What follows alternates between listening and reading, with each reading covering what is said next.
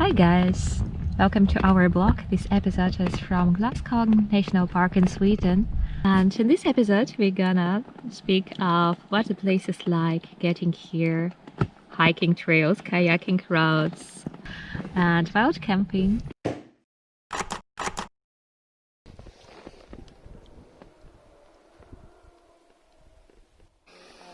On the border between Sweden and Norway, inside of Oslo, and here you have as many lakes as in Finnish Karelia.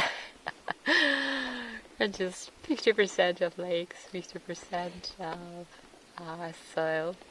And this is the right proportion of water and land.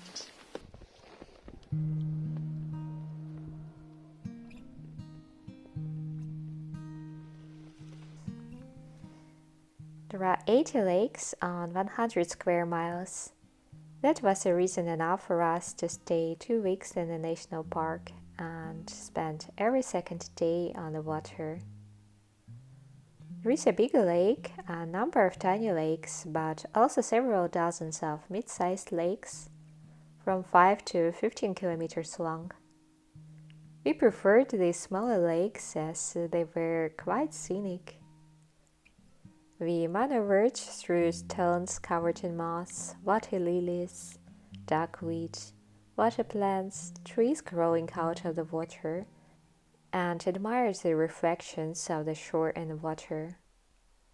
Paddling on their smaller lakes was also more pleasant. They were less windy and therefore had no big waves that could sink our humble boat.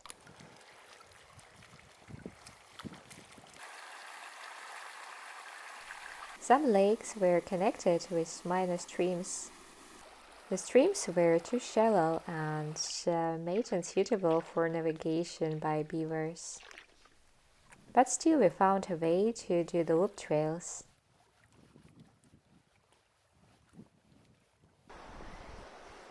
So our next plan is to take our inflatable kayak across some of these lakes. There are a whole bunch of lakes here. And they're actually connected with trails, so our idea is to paddle the lake and take the boat to the next lake and inflate it back up and paddle across the next lake and see how far we can get. So we are kind of doing a loop, kayak, paddling, trail, hiking, I don't know. Triathlon. We're doing a triathlon, yeah, if you run a little bit.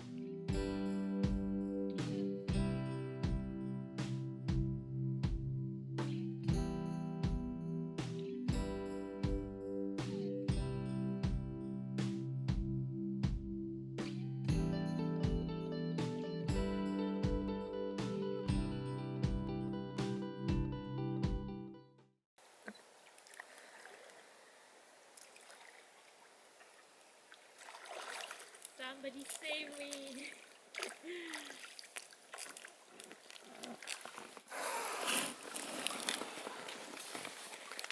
How was the trip? Rasha is just a new YouTuber. Right. I'd like to say that boat rides in Sweden are awesome. Bah. How do I get off this thing?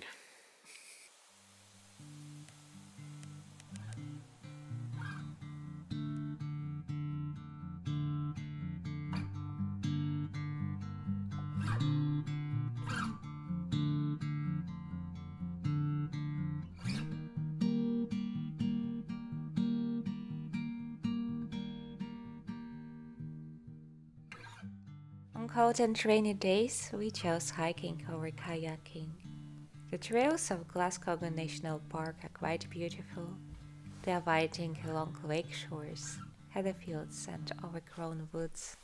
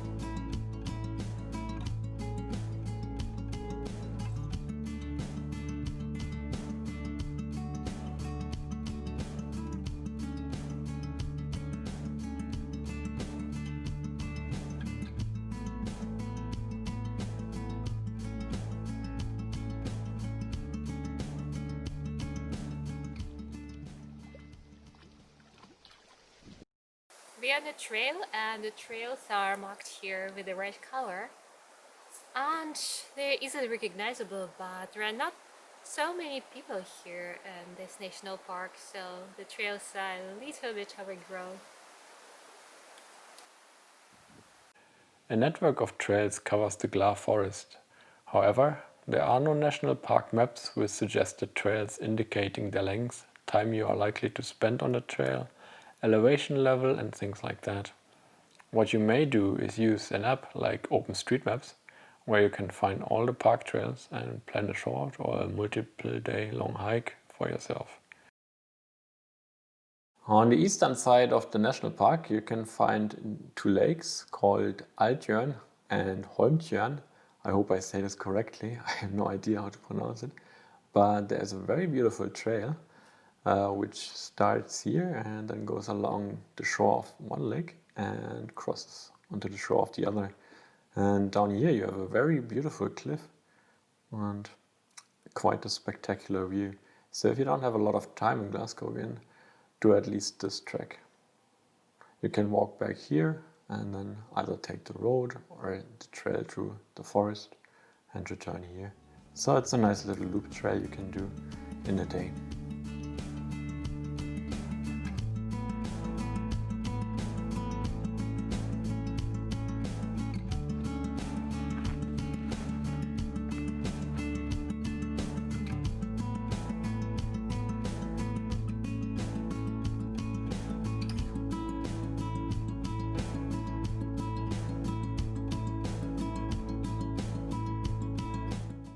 The most marvelous thing about this park, to me, is that you can walk for an extended time and find nobody else, which kind of makes you feel like you are absolutely in the middle of nowhere, where no civilization is, which is a feeling I enjoy. You're close to Austria.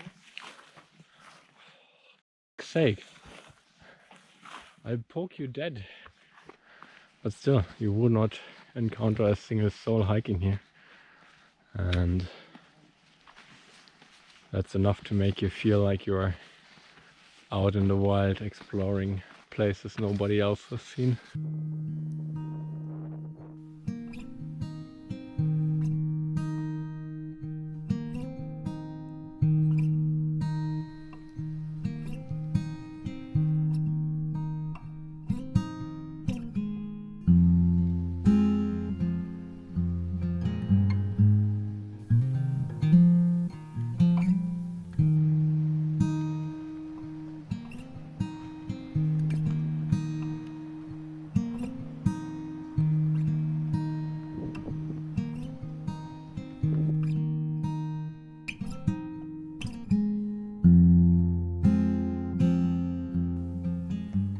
If you decide for a multiple day hike, you can stay at one of the beautiful wind shelters of Glaskogen National Park that are a site of interest themselves.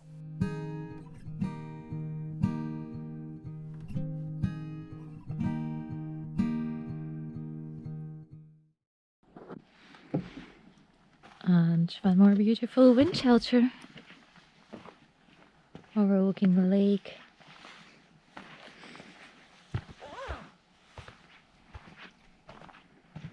The cabin for the firewood.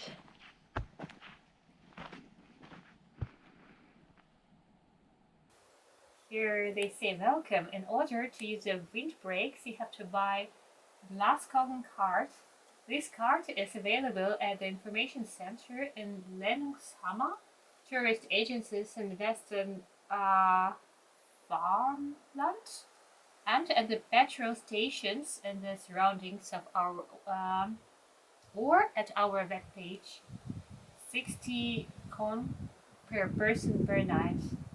We are allowed to stay at the most 2 nights in a row and one in the same windbreak. Clean the place, bring the litter to the dustbin, check that the fire is thoroughly extinguished. Have a nice trip.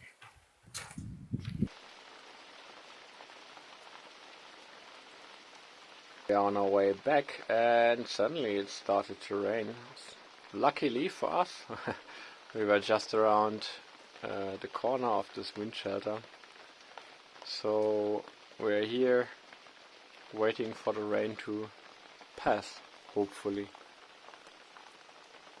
There's a fireplace, some wood, and a lot more wood behind the shelter. Doesn't look so bad.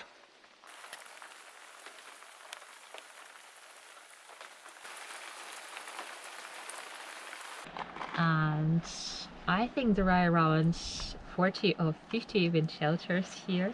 On OpenStreetMaps there is an option to see the wind shelters, and there are so many.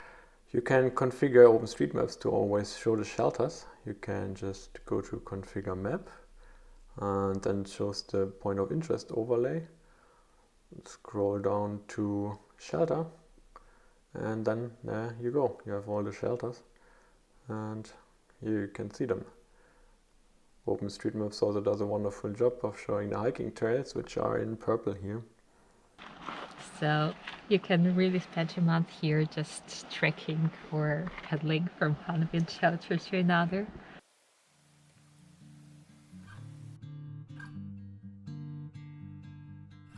But you don't have to stop at the wind shelters or designated campsites. In Sweden you can actually stop everywhere for a maximum of 2 nights, if the land is not private, of course. And we found a number of scenic spots we used as campsites. Some of them were basic, some of them had more comfort. Another campsite we're staying at.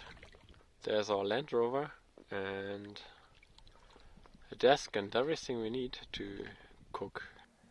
And after spending some time in Gla Forest, we discovered some really cool spots. We are at another shelter, and here you even get a pontoon with a picnic table and a bench, of course, so you can enjoy your food while on this lake.